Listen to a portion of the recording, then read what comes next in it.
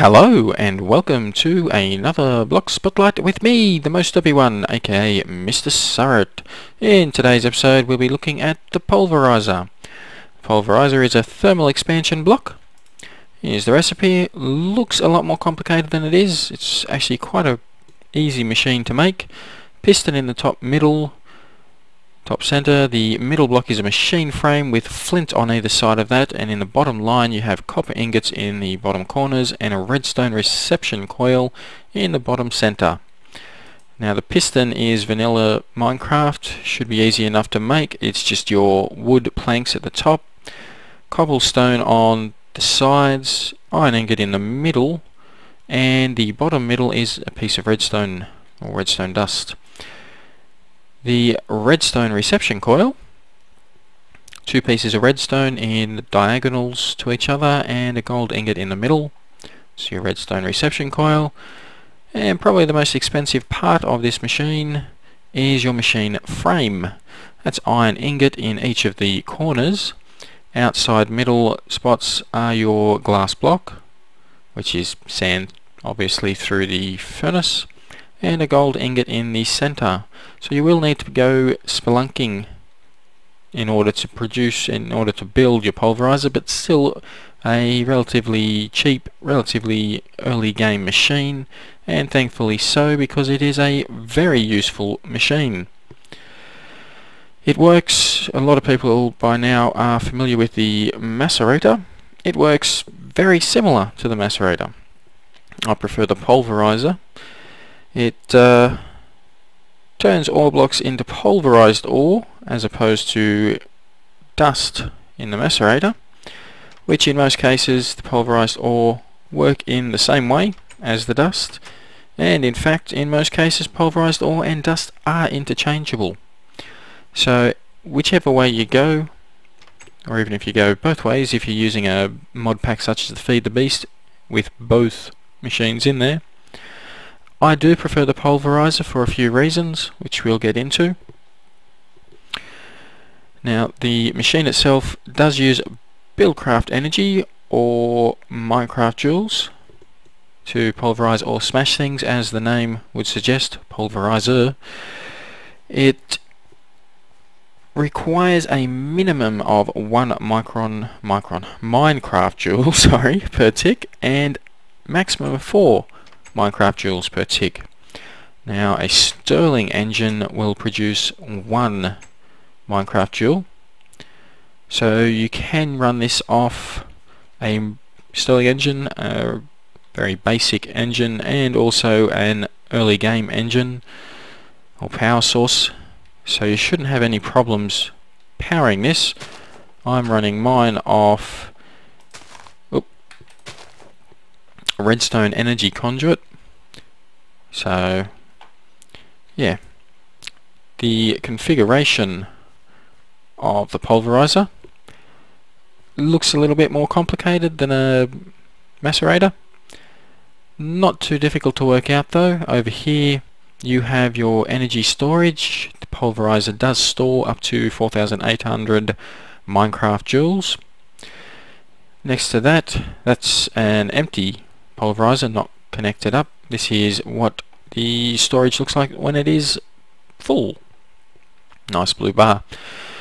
You then have your input, your progress bar, and you have two outputs. You have your primary and your secondary, or output 1 and output 2.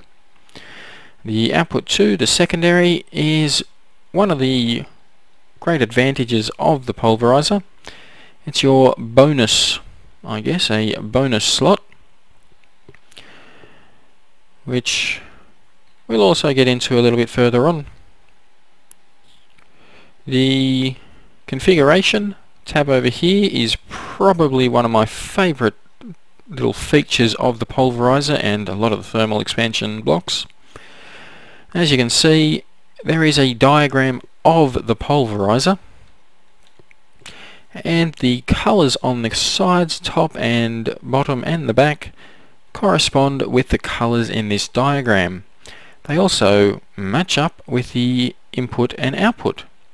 Well, that's because you can adjust this however you want. you can change it so that the output is on whatever side you want.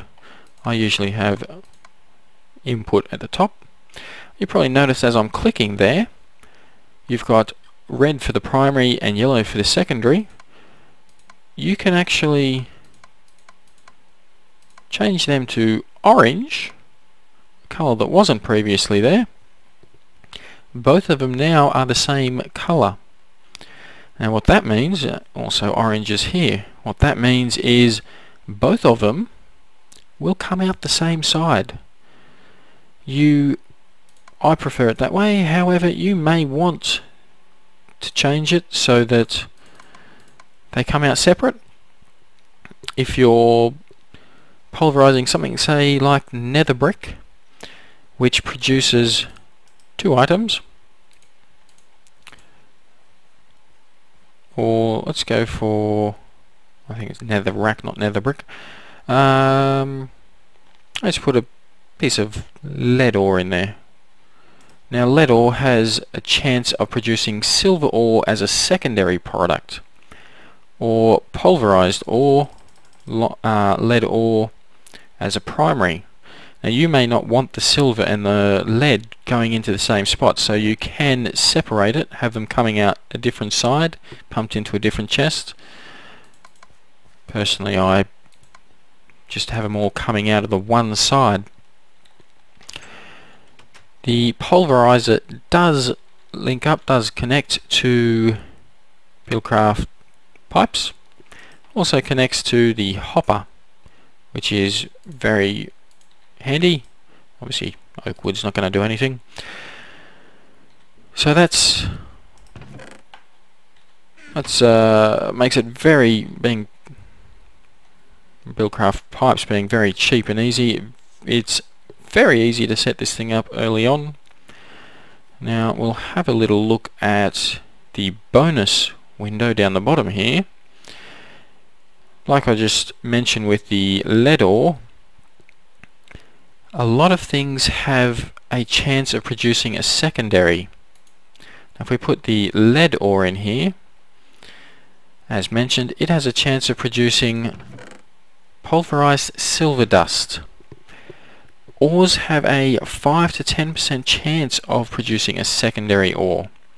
Part of the fun of the pulverizer is finding out what ores do make what pulverized material.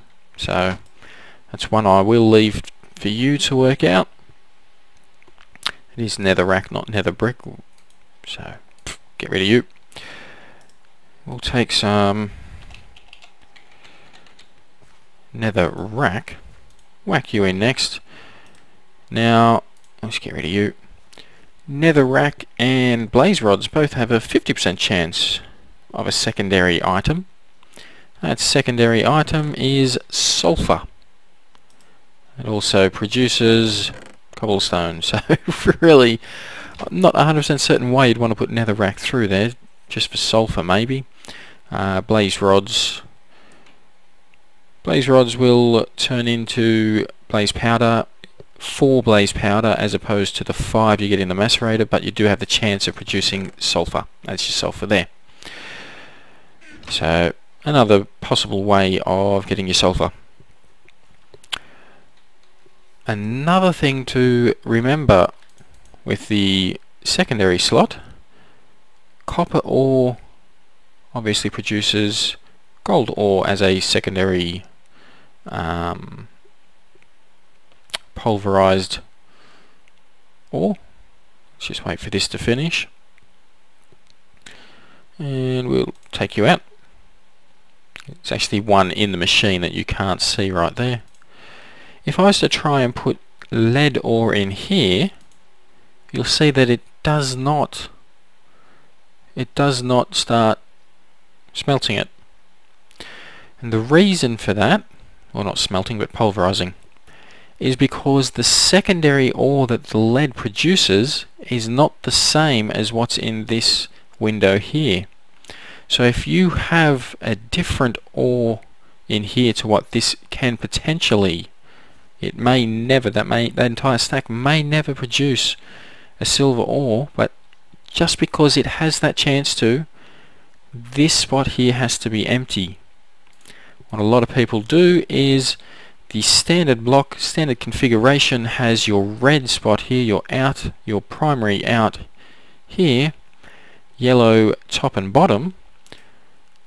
A lot of people will only pump out the primary, leaving the secondary there. And of course, if you've got a whole bunch of things in, say, a hopper, get rid of you, and you've got something stuck in your secondary, they won't move. You may end up overflowing. So one thing to remember is to always have this secondary slot pumped out as well, or go to it and collect it manually if that's what you if that's what you're planning on doing. So anyway, that is the quick look at the Pulverizer. One of my favorite machines, certainly one of my first machines that I build, producing a it's quite a quick machine as well. So hopefully you enjoyed. If you did, like, subscribe and leave a comment, and I will see you during the next Block Spotlight. Bye bye.